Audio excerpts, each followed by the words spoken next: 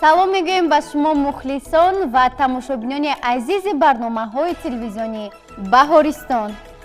Чун ҳар вақта дар ин вақту соат манзури шумост нашри навбатии барномаи Алифбои Роҳ аз телевизиони Баҳористон. дар ин барнома низ ду даста иштирок мекунанд ва миёни ҳамдигар қувваозмоӣ мекунанд. Табиист ки дастаи хубтару бехато шартҳои барномаи моро иҷро кунанд, ғолиби барнома дониста мешаванд. хуб биёед сараввал бо ҳар ду даста шинос мешавем ва мегузарем ба иҷрои шарти аввали барнома. марҳамат. Ман Давлат ва Фотима сардори дастаи чароғак. бениҳоят хуб, марҳамат. шумо бо аъзоёни гурӯҳ шиносшавед? Ман Ҷобирзода Идрис ҳастам. хуб. Ман Саидалиева Фарзона. Ман Давлатов Неъматулло. офарин. хуб, тамошобинони азиз, мо бо як даста шинос шудем ва мегузарем ба дастаи дигар. Ман Зикрихудой ва Зуҳал сардори дастаи пиёдагард. офарин. марҳамат. шумо? Ман Муродзода Раҳматулло. марҳамат. шумо? Ман Исроилзода Осия. хуб. Ман Муродов Юсуф. бениҳоят хуб. хуб, бинандагони азиз, аллакай мо бо ҳар ду даста шинос шудем ва мегузарем ба иҷрои шарти аввали барнома. бачаҳо, омода ҳастед то ин ки ман шарти аввали барномаро ба шумо фаҳмонам? бале. омода ҳастед? бале. ин тавр ки бошад, бо диққат маро гӯш кунед. тавре ки худи шумо дида истодаед, дар рӯи ин миз расми аломатҳои роҳ гузошта шудааст, вале бояд гӯям ки ҳар як аломат ба 3 қисм тақсим шудааст.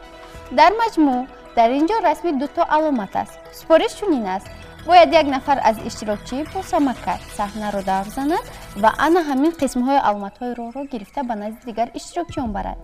дигар иштирокчиёнро зарур аст ки аз ин пурраҳо аломатҳои роҳро ҳосил кунанд. шарти аввали барнома ба шумо фаҳмост? бале. ин тавр ки бошад, аз дастаи чароғак шурӯъ мекунем. хуб, аз дастаи чароғак марҳамат, як нафар ба назди самакат равед. марҳамат. ва дигар иштирокчиён, марҳамат, шумо ба назди тахтача равед. омода мешавем ва бо ҳисоби 3 шурӯъ мекунем. омода ҳастед? бале.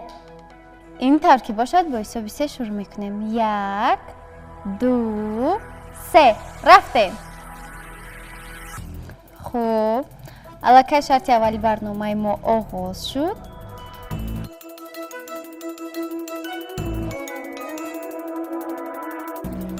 офарин.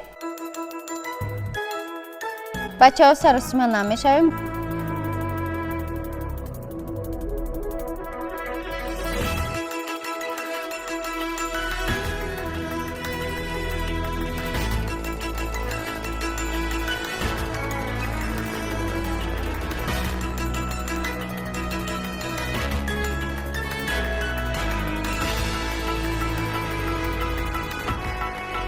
офарин бачаҳо.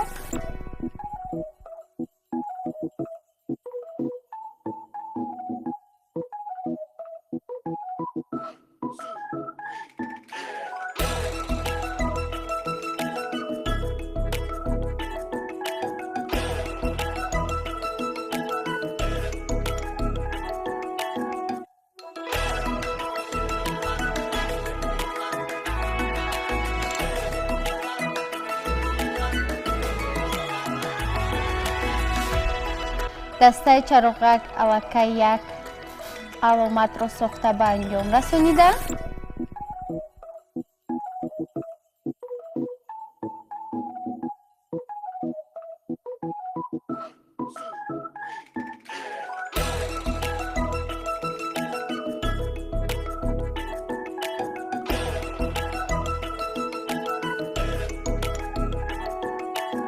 ва қисмати охири аломат низ ба назди иштирокчиён омада раст. офарин. тамошобинони азиз, шарти аввали барномаро Идрис аз дастаи чароғак дар муддати 1 дақиқаву 51 сония ба анҷом расонид. офарин Идрис, марҳамат, гузашта дар ҷои худ шинед ва мо меравем ба назди дигар иштирокчиён. خب دسته چراغک کنی با ما شرده شما کدام علامت ها را حاصل کرده؟ دو علامت را حاصل کردیم. علامت یکم این است که اینجا راهی ولوسیپدرانی است و علامت دوم باشد این است که به سمت چپ گشتن من است. آفرین، از این معلوم شد که شما علاقه با علامت های راه شناس هستید. مرحمت گذاشته در جاهای خودشید. بینندگان گرامی، بار دیگر یادآور می‌شویم که شرط اولی برنامه را دسته چراغک در مدت 1 دقیقه و 51 ثانیه به انجام رساندن، دو علامت را حاصل کردند و به ما درست شرح دادند. اکنون می‌گذاریم به دسته پیاده‌گرد. خوب، از دسته پیاده‌گرد مرحمت یک نفر به نایست مکد روید. دیگر اشتراکشان شما به نایست تختچه. آماده می‌شویم و با حساب من شروع میکنیم. آماده هستید؟ 1 2 3 رفتیم.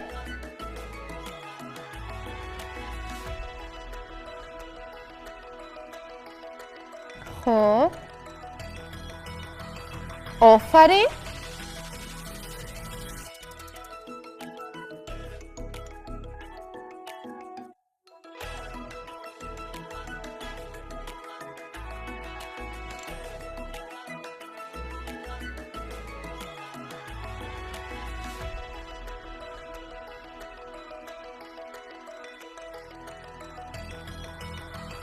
تماشابینان عزیز، طوری که خود شما دیده ایستادید، دسته پیاده‌گرد با یک شوق و ذوق شرط اولی برنامه را اجرا کرده ایستادند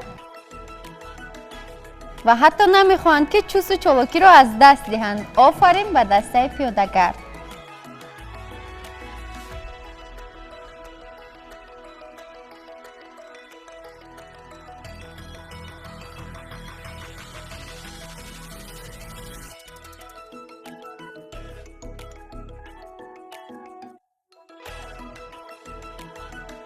و نهایت قسمت آخر علامت نیست به نزد اشتراکچیان آمده رسید. آفرین.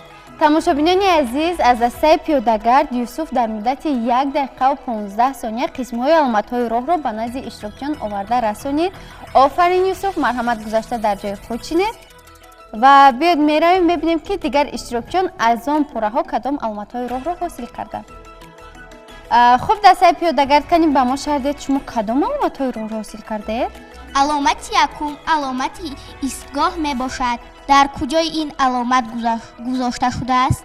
ما نقلیات را در آنجا انتظار می شویم. خوب، دوم علامت کدام علامت است؟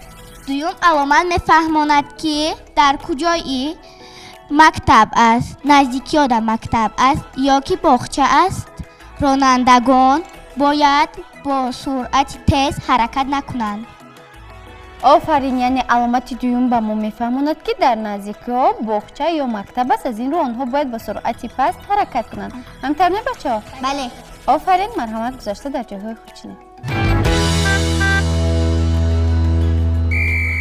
بینندگان عزیز، شرط اولی برنامه را دسته پیاده‌گرد در مدت 1 دقیقه و 15 ثانیه به انجام رساندند، دو علامت را حاصل کردند و به ما درست شرح دادند. بار دیگر یادآور می‌شویم که شرط اولی برنامه را دسته چراغک در مدت 1 دقیقه و 50 ثانیه و دسته پیاده‌گرد باشد در مدت 1 دقیقه و 15 ثانیه به انجام رساندند. از این رو به دسته چراغک 4 خال و به دسته پیاده‌گرد باشد 5 خال سپرده می شود. آفرین بچه‌ها.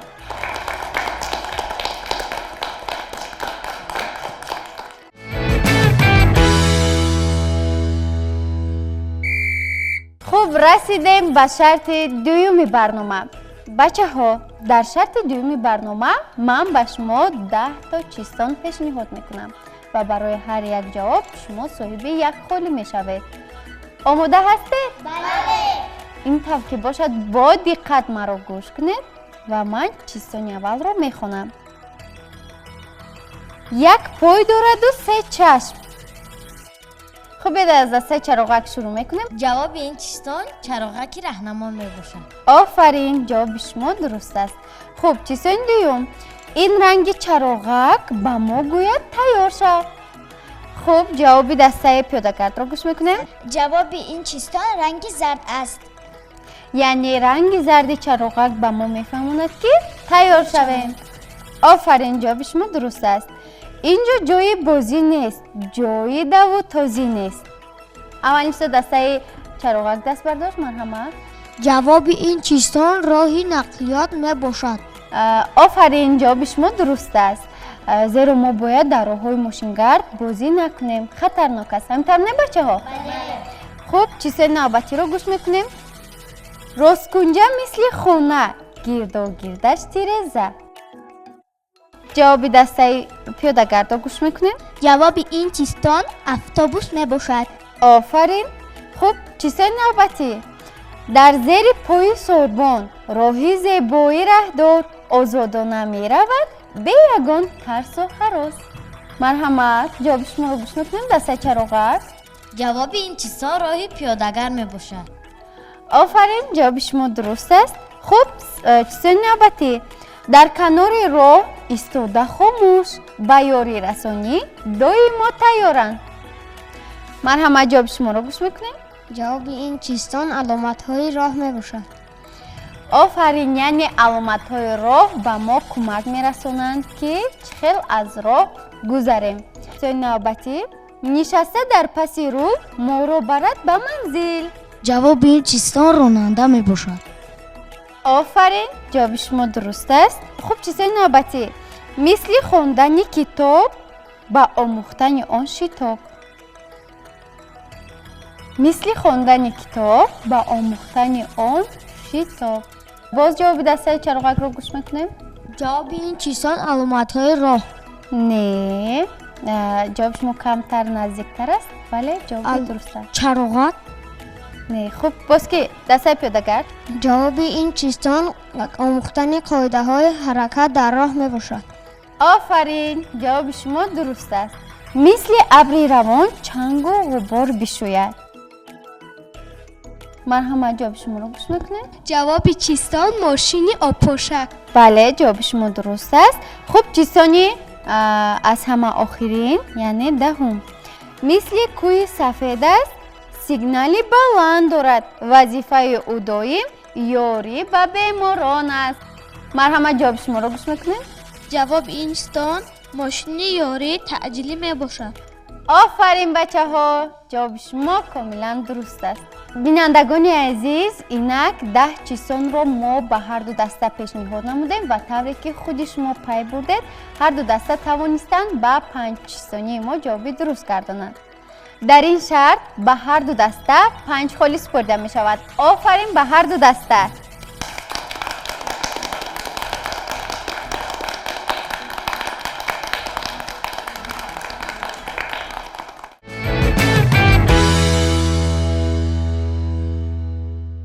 رسیدیم به شرط سوم برنامه.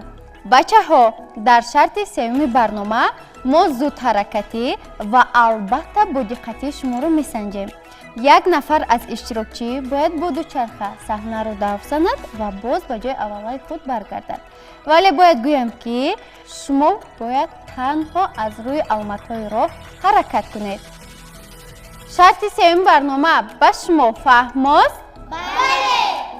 این ترکیب باشد. از دسته چراغک شروع میکنیم. از دسته چراغک مرحمت. یک نفر به نزد دوچرخه روید، آماده شوید و با حساب 3 شروع میکنیم.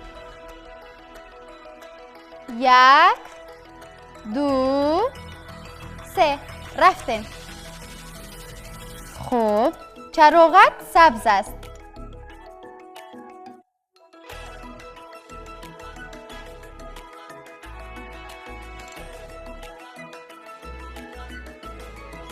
چراغک سرخ است. راه روی ادامه میدهیم.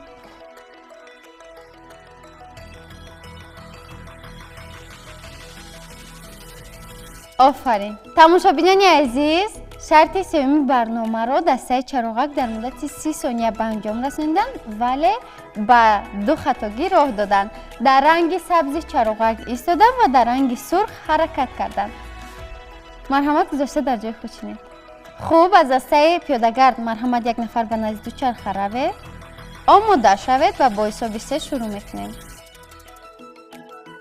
آماده هستید؟ 1 2 3 رفتیم. خب چراغک سرخ است. راه رو ادامه میدهیم. خب زودتر باشد، وقت رفته ایستاده است. چراغک سبز است.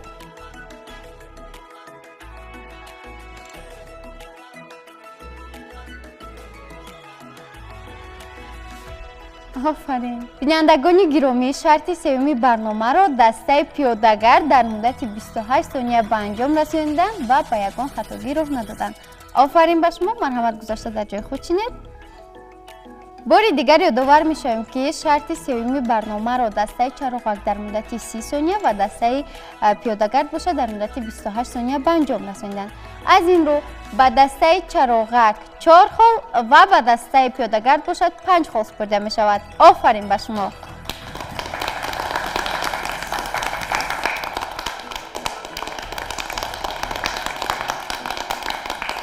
تماشابینان عزیز، بعد از به انجام رسیدن 3 شرط برنامه، دسته چراغک صاحب 13 خال و دسته پیاده‌گرد باشد صاحب 15 خال گردند. یعنی در این برنامه غالبیت نصیب دسته پیاده‌گرد گردید. آفرین به دسته پیاده‌گرد.